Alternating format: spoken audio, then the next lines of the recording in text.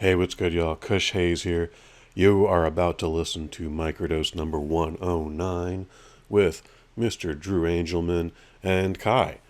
We are talking about the best picture runners for this Sunday's Oscars ceremony.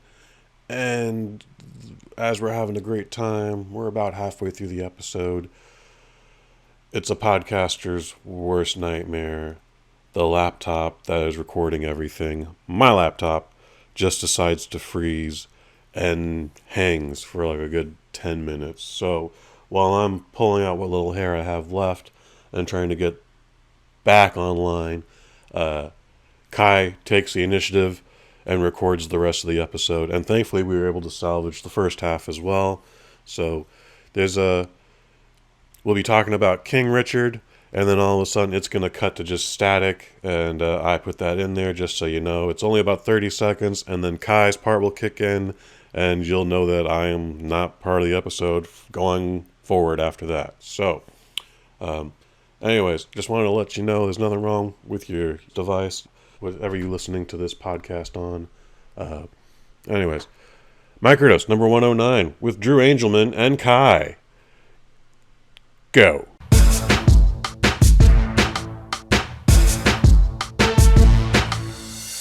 Microdose, yeah.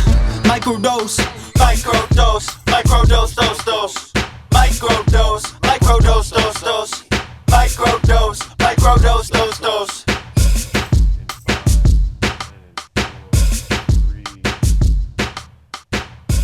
What's good, y'all? Kush Hayes here, coming to you with the newest edition of the Microdose. It's the tradition that keeps going and going and going. It is 2022.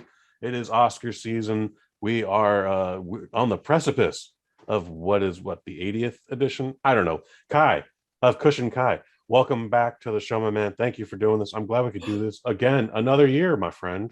What's up? It's good to be back. I wish I had a little more knowledge of everything, but I am super interested in Drew Engelman's opinions. And also, I cannot stop trying to figure out which Funkos are behind this fine gentleman right here. He's looking at him. Yeah. No, this is what I want. Yeah. You let the cat out of the bag. Wait, is this St. Patrick's? Funniest man in the room. Drew March? Angelman is back for the Oscar edition of the Microdose. He's going to talk with us about Best Picture, but first, answers are needed. Drew, what is behind you, Funko wise? Is it St. Patrick's Day? Is that the thing? No, it is not. It is not St. Patrick's Day, but I have like Stranger Things up at my shelf, and then horror movies on my second shelf, and then just random assortments on my bottom shelf because I have like 3 or 4 layers going backwards on that one, and I just have like overflow on there. Do you have a favorite up there? But I have a pyramid. Oh, the tower goes up! Oh my goodness! Wow, I have a pyramid. Yeah. Wow. I got a lot. I got over, last time I checked, I had over like 108. Oh my goodness. So yeah, when I go over my budgetary and knowing that that's like $8 to $10 each, I'm like, what could I use that money for besides holding a whole bunch of plastic in my room that I don't open and take out of the boxes? You can write that off as podcast background. That's a new category that you can do. So that you're fine. You're fine. That's good. I think that math adds up, actually. Yeah. What is your favorite piece in the Funko pyramid? I really enjoy the Corey Matthews and Topanga from Boy Meets World. It's up at the top. That's a thing? Jesus Christ. Yeah, everything has a thing. But yeah, that's my out of my pyramid, that's my favorite. Because just the nostalgia. I was super tempted to get the Cheers collection when it came out. And it wasn't everybody, but it had all your main Cheers residents. It had Norm, it had Cliff, it had Sam Malone, it had Rhea Perlman, and then I don't know if it had Woody or Diane. Someone got swapped out though. Someone got swapped out. But I just bought Frasier, but there's only 3 of them, so wow, that was easy. Yeah, they had an Office edition too that I was heavily tempting, but no, I'm gonna stick with my only 2 Funkos. One is Baby Groot, and the other one is gold-plated edition Baby Groot. And that's Gold Groot. Groot. Isn't there one right behind you right now over your left shoulder? Is that? No, Oh no, that's that's an Oscar. Yeah. Sorry, I got confused. we are not allowed to say Oscar on this show thanks to copyright and trademark. So that is a cushy. Oh, that's a cushy. We can't say Oscar. I'm going to treat it like the Super Bowl. Also, I just Like want to say Super that's a Bowl? cushy. That's a cushy. Super Bowl Oscar, Super Bowl Oscar, Super Bowl Oscar. Unless you're talking about the Super Bowl grouch, Oscar, Super you Bowl can say Oscar. Super Bowl Oscar. Yeah. Super Bowl Oscar. God, you are being very. No, I aggressive only tonight. say it. No, you said I can't. That's there would be no reason for me otherwise. Super Bowl Oscar. Oh, I bet you Okay, can't Super see Bowl all the Oscar. Oscar films tonight either, my man. All right. Oh, Wait, snap. can I ask? May I please? May I ask Drew? How many of the best Oscar nominated films have you seen this year?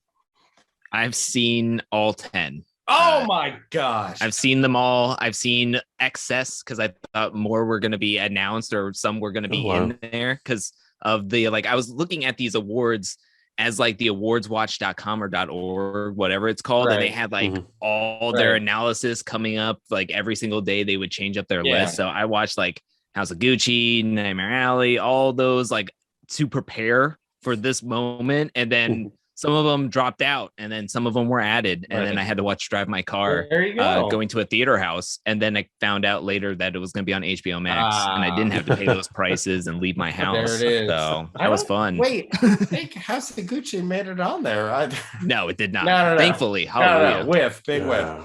Well, House Jared of Gucci Leto, was super disappointing. Jared Leto was overacting his face off, and I loved it, but it was that's man. The accents were all over the place in that one. Anyway, we're not talking about that. Kush, go to the categories. I mean, we've got all 10 here. Are there any way you want to carve these up? Well, here's what's up. So we're only focusing on Best Picture.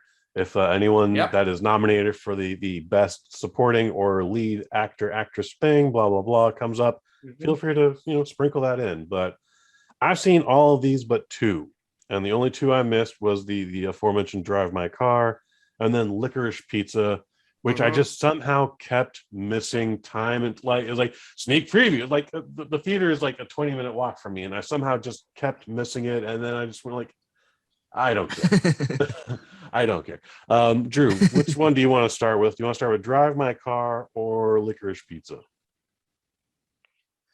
I guess we could start with Licorice Pizza, the Paul Thomas Anderson movie. Now, this seems to be a fan favorite. The criticisms I've heard are harsh, but few. Really? Because I have my hand raised real quick. Kind of guy. I see you have a question.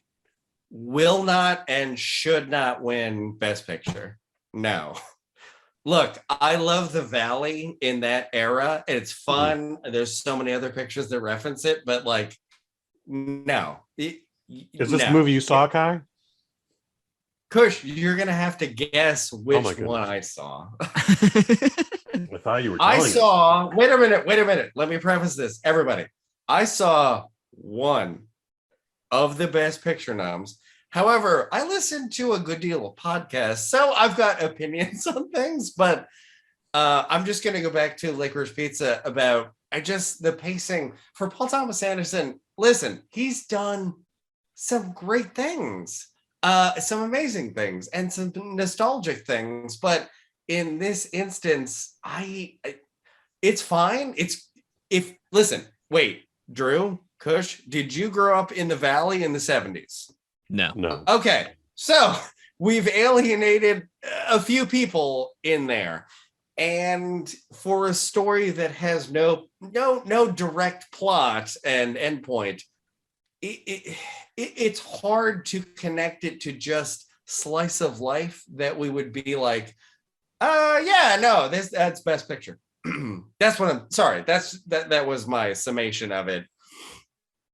I'm done. All right. Somebody jump in. I would say that I concur. I concur with that assessment. I watched a lot of these before January. Not before January, but before February, January 21st.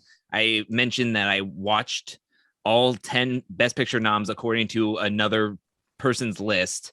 that they thought was going to be all 10. They were trying to predict them. And somebody told me to rank all 10 of the movies. This one had House of Gucci before Drive My Car was on the switched out and stuff. So I proceeded to rank them all, and Licorice Pizza was at the bottom 3. It was in the bottom 3 movies. Because I don't disagree with that at all. Like, I like Paul Thomas Anderson. I love There Will Be Blood. I will 100%. Watch that in a heartbeat. I love Phantom Thread. I love oh my gosh, there was another movie, Boogie Nights. Yeah, I love those. Everyone loves the Boogie Nights. Boogie Nights is the version of this that is like, that one's awesome. Yeah, that one I would be, if Boogie Nights was on this list for Best Picture, I'd be like, that one wins. Yeah, this is not that though. Yeah, I completely agree. Yeah, Licorice Pizza just didn't hit it for me. I was watching the movie going like, what is this? What is the point? It's fine as a film. It just didn't grip me. I just don't think it's that great of a movie or should be on here. It just shows that maybe there wasn't as many Oscar noms that could have been thrown in there, or it wasn't as beefy of a list from the past year's movies. So why don't they slim down the list? Because there's a few on here that I'm like, I don't know if we needed this or that. Like it could have been 8 and we all would have been like, we still would have been talking about it.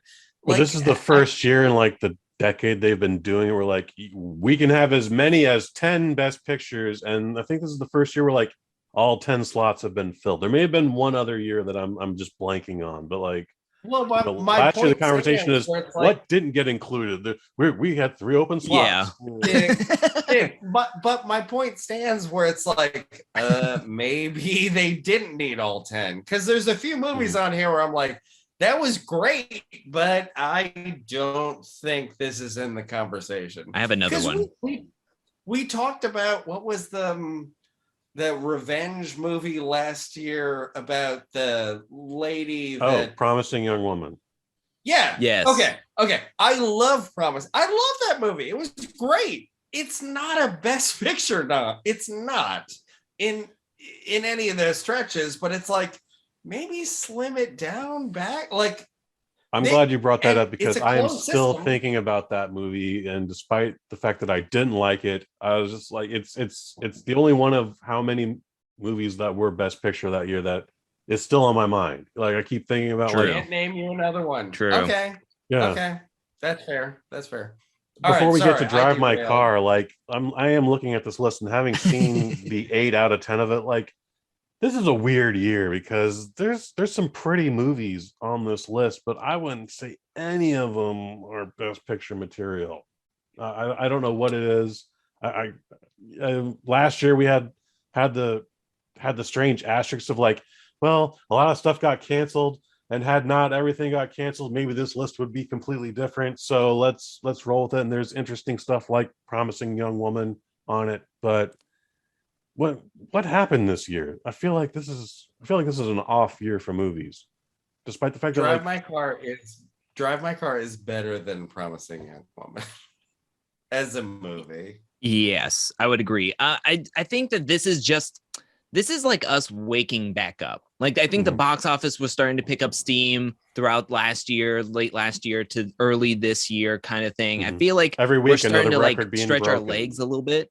Yeah, so I feel like that's the thing. This Oscars is going to be a little bit more lackadaisical, maybe a little bit more softball, because there wasn't a whole lot going on last year for half of the year when we were starting to pick it back up a little bit. So still in the weird echo of not going to theaters. Like we're still in this weird pocket where nothing really makes sense, and the previous metrics don't really quantify.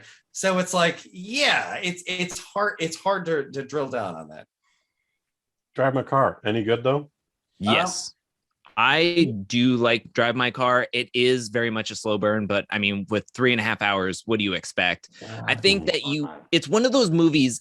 So when it was nominated, I think a lot of people were thinking like, oh, could this be the next Parasite? Or could this, it's not Parasite. It doesn't have that mass appeal. I think this is going to be a polarizing movie to critics and audiences. First of all, I think audiences are going to be critical just because of the runtime alone. Like they're going to have to sit there and go like, this better knock my socks off for me to give this like my best picture nomination kind of thing, or me to think that it could win the Oscar for best picture. But I do think it is a very solid movie. It has amazing acting in it. It's a great story, heartfelt story. It's just not going to get up there. I love that it got nominated. It's just not going to get there. I don't think. Why is this on the list of best picture when it's also nominated for best international film? Before you answer that, Coda is a Canadian film, and Power of the Dog, which I would just discovered an hour and a half ago, is a New Zealand film. Why are these movies not on the best international list? Well, Power of the Dog for Western gay films, does it travel? I don't know. But Coda that's your outside chance. That's my, like, if you wanted to throw something where it's like, is that gonna win? It's like, could I would throw it there. But drive my car at the length and what it's going. We're only talking about this because Parasite was a thing. And Steven Spielberg said as much. He was like, this changes the game, where it's like, what is in play? And I'm like, you got to respect that. But at the same time, like, it's great. It was interesting. It had some stuff, but like, it's not it. We're talking about best picture. Like, I don't think it's in that category. I don't. Let's talk Coda, since it was just brought up. Nobody disagrees. All right. One's knocked out. Everyone cross that off your list, top to bottom. Here we go. Coda. Drew, what do you think?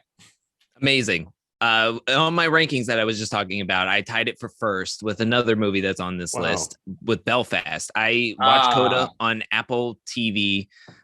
It's great. I mean, to me, it's the most heartwarming out of all of these best picture nominations. It leaves you with a warm sense of love, feeling, passion, and it's just a really nice movie. I really enjoyed it. I enjoyed the experience of watching it, and I think it's like a solid 2 hours, less than 2 hours. Like, it's really solid for its runtime compared to all these other films. I've never seen anybody yell with their hands before, and when that is going on, you're like, motherfuck.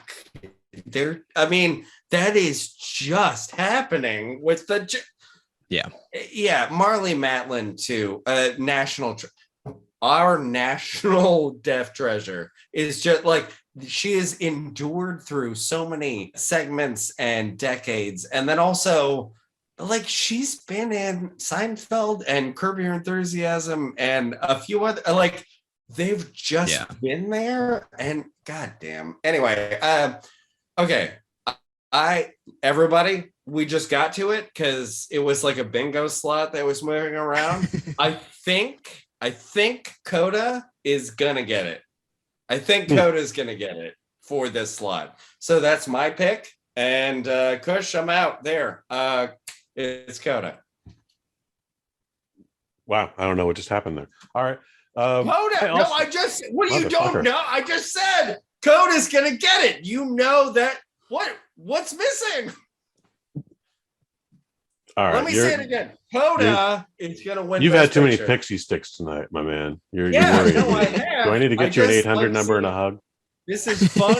My hand. I don't get to do this a lot on my own camera. You can keep talking. I get bored of this, but you're still going.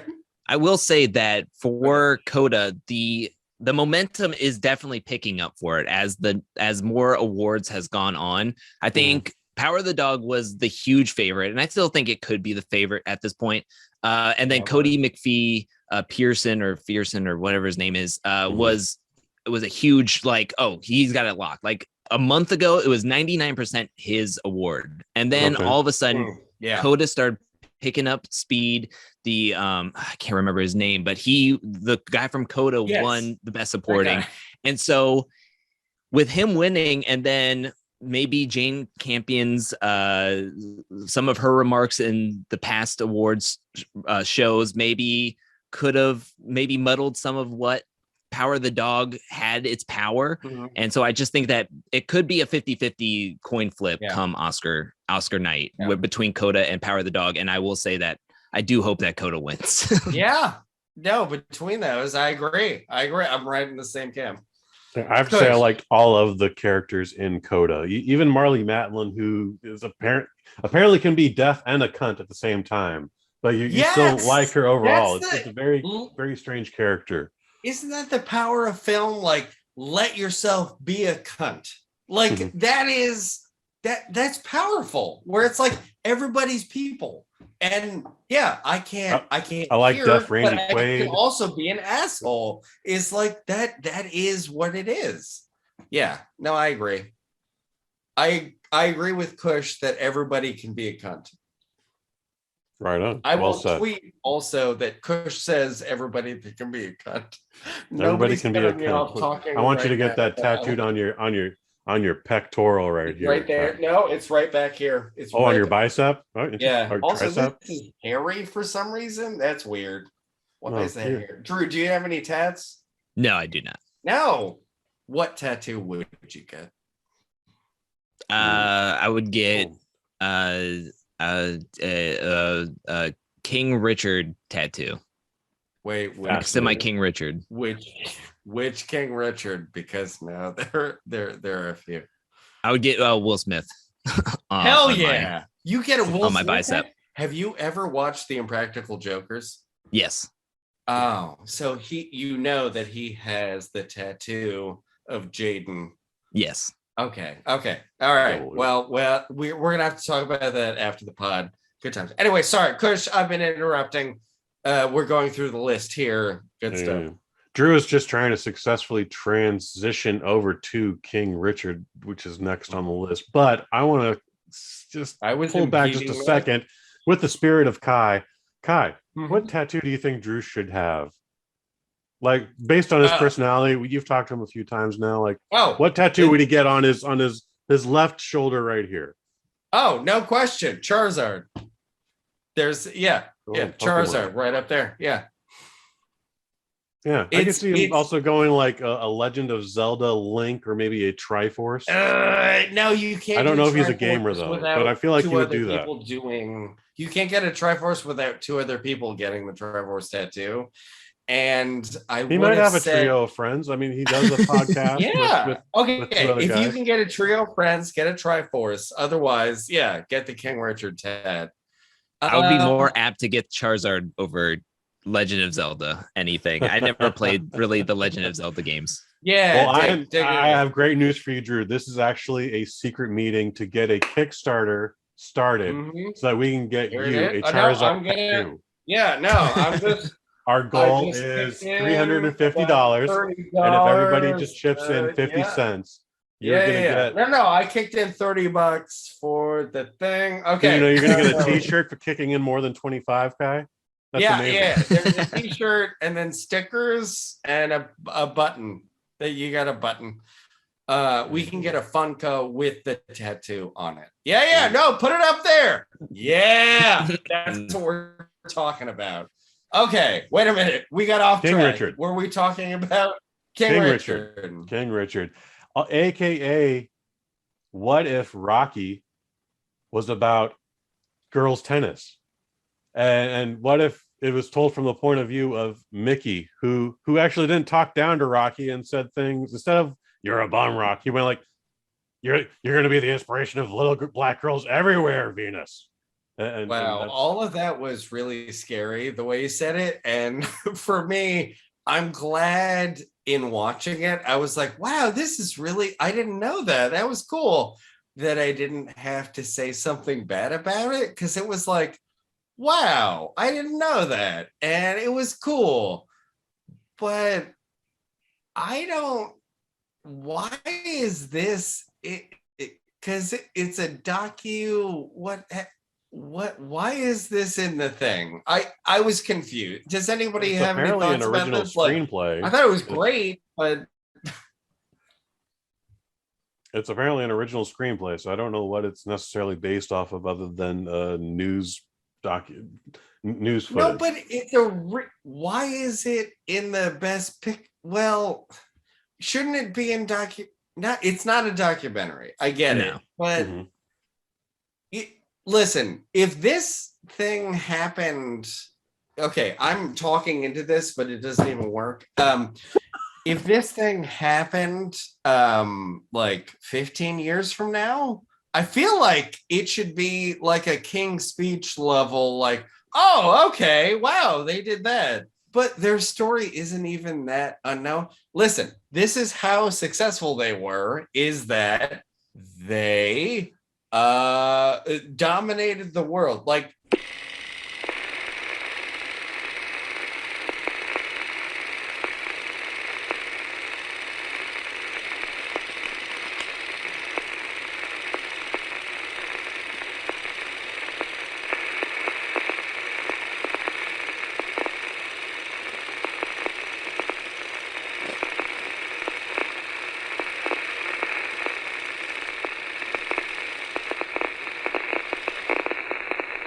a minute. Here we go. We're recording. Okay. So for the best picture noms, we hit Drive My Car, Nightmare Alley. What are your thoughts? This is one that I saw on HBO Max and Hulu. Like when it came to both of them. I really enjoyed this movie. I thought I was not going to enjoy this movie. Because I did not like the idea that Bradley Cooper could get a supporting actor role from Licorice Pizza. Oh, yeah. And then I was like, don't do this. I'm already not going to like this probably. And it was a very much a slow burn. I didn't know where it was going, but man, that ending really hit me. I was like, yeah, this is it. This is for sure. I just really enjoyed it. I think it's in the top 4 of my rankings of the best pictures. I just really enjoyed it. It's definitely not going to win. Let's just be real. It's not. It didn't have a shot to win, but I think it was a really decent movie for Guillermo del Toro. Ask. I mean, do you think it has a thing? Oh heck no.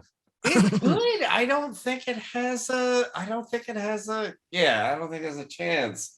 Jeez. All right. Okay. Now, did you see Don't Look Up? Yes, this is the Netflix movie with Leonardo DiCaprio, Jennifer Lawrence, and Timothée Chalamet, and a whole bunch of other people. This movie is polarizing. You either love it or you hate it. There's no really in between, it seems like. I think out of all the Oscar nominated, Best Picture nominated movies, this one's at like a 56% and a splatter on Rotten Tomatoes. Just because. Is it really? Yeah, it's the lowest rated, and it's because people don't like the message. They don't like the satire. They don't think it's good. I think that it's middle of the road for me between all the other movies that are nominated. I thought it was pretty good. I love you don't get Best Picture nominees that are this funny, that can be this funny, that are this fun to just watch, that has this kind of cast, and they're just going buck wild, and they're kind of just going with it. And I really enjoyed it. Were you a fan of Idiocracy? I haven't seen it in a long time, but I just remember I enjoyed it when I did watch it. I don't know that when I initially saw it, I enjoyed it, but I came back to it and was like, oh, this isn't about enjoyment. This is portending the future. Pretty much, yeah. Largely, it was like, oh shit, they guessed like a bunch of dumb people will have more kids than the smart people. And it's like, oh fuck, we're living in that. And then seeing Don't Look Up, it was also like, oh no. It felt the same in that. And I have to say, in the contrast between the two, the first one, Idiocracy, it was like, wasn't a critical success. Critics did not like it, but then it got a fan following afterward. And I'm like, I feel the same thing for the second. Like, there is a fan following, like it is whatever. Like, I think it is one of those. No, it's sort of like you dropped a documentary or a philosopher dropped something on you that was like, oh God, that is likely. And it was more scary and haunting and like disturbing than anything else. And I really don't think it has any business. This is why I was saying it should be slim from 10 to 8 to whatever. This doesn't belong on there, but I Agreed. think this is an important thing to be like, hey, everybody, are you looking around and seeing what you're doing? Yeah, exactly. And the thing that gets me is that I feel like people watch it and then they feel personally attacked. Either it's their viewpoints that they or their political side, but it's like, to me, they're making fun of everybody. It's the grand scope of everybody being made fun of. So to me, I had a great time watching it because I could see the life that's in it. I can see like this would definitely happen. Like, my favorite part of the movie, because it was just so funny, was when they figured out that the meteor was coming in. They got the call to go to the White House and they just sat around for like hours waiting to talk to somebody. And I was like, that's 100% what would happen. Like, no, it was chilling that way, where it was like, that's exactly how that would go down. Yeah, they would be like, no, we don't have to worry about this right now, right? Like, who cares about this? Just whatever, we'll name it and do it. It's like, this is exactly what would happen. And I just feel like the hate that it is getting is because people feel attacked, but they're not personally attacking you. They're attacking everybody. But I do agree with you 100% that if this was any other year, this movie would not even be close to a Best Picture nominee. Not even close. I don't think. Okay. Obligatorily, West Side Story. How are we feeling here? I don't want to. I asked you, and then I'm going to just throw this over the top. Like, why did we need to read? Like, it's great. Like, why would you mess with the dust up top? Like, what? Why? So one of my friends, he was like, I haven't seen West Side Story yet, and I'm like, have you seen it before? Like, have you seen the older film? And he's like, yeah. And I'm like, so you've seen West Side Story? Good, you're done. Check mark. You're done.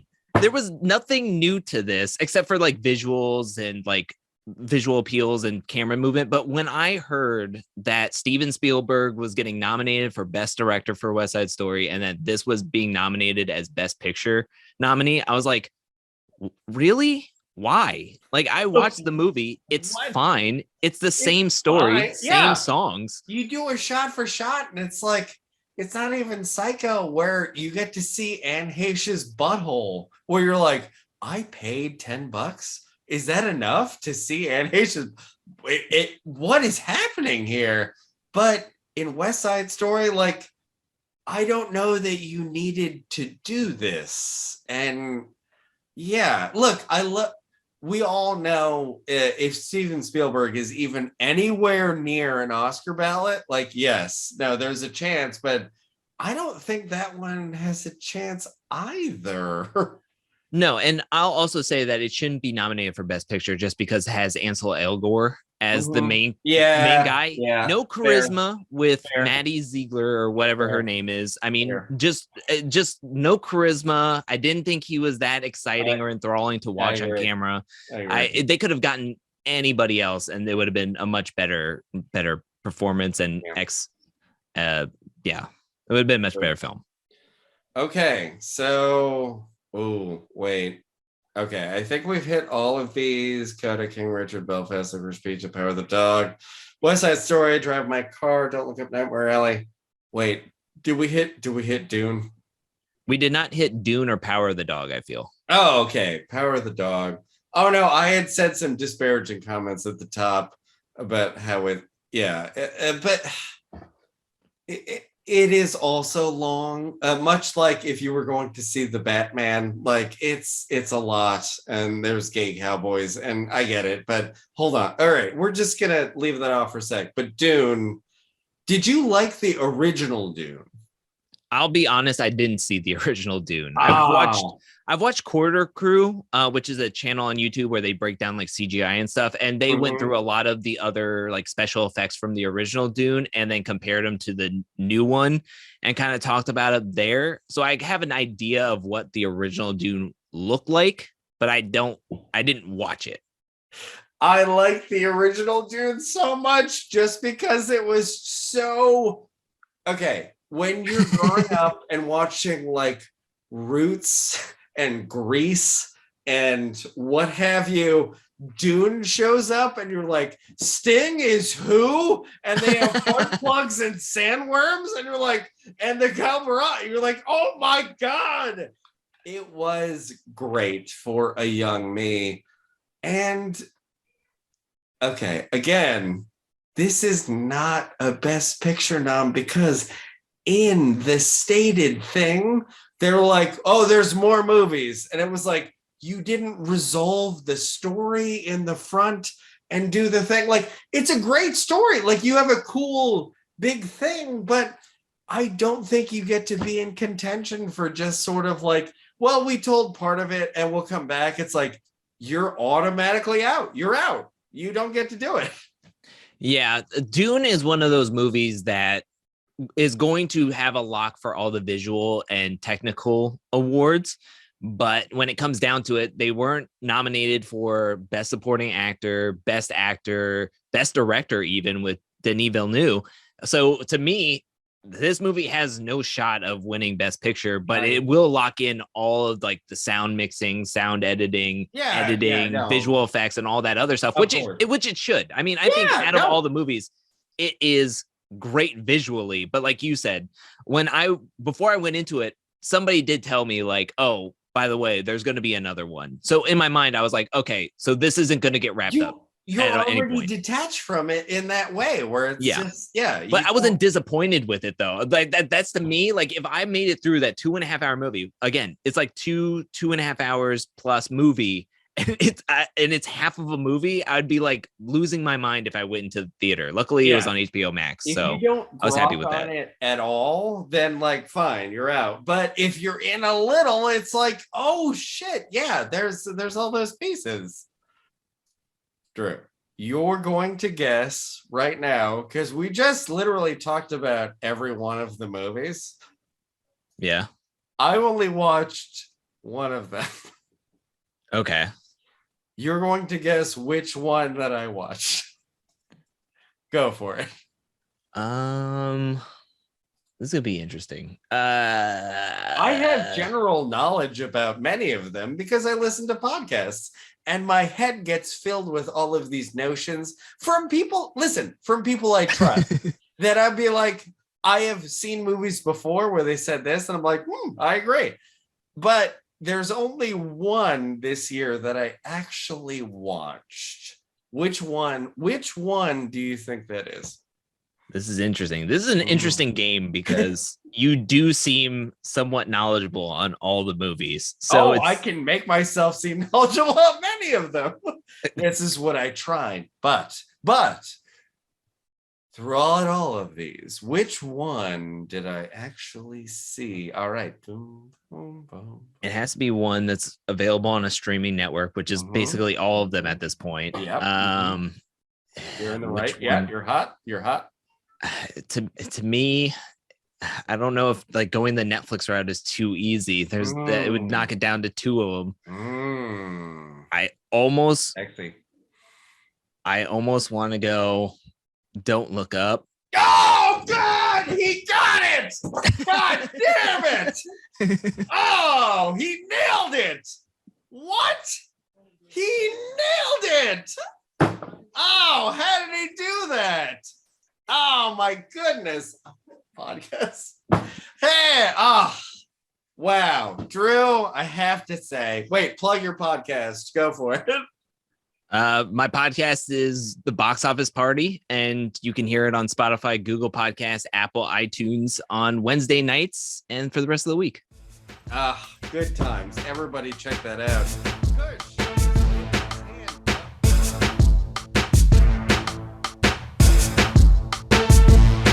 Microdose, microdose, microdose, microdose, microdose, microdose, yeah, microdose.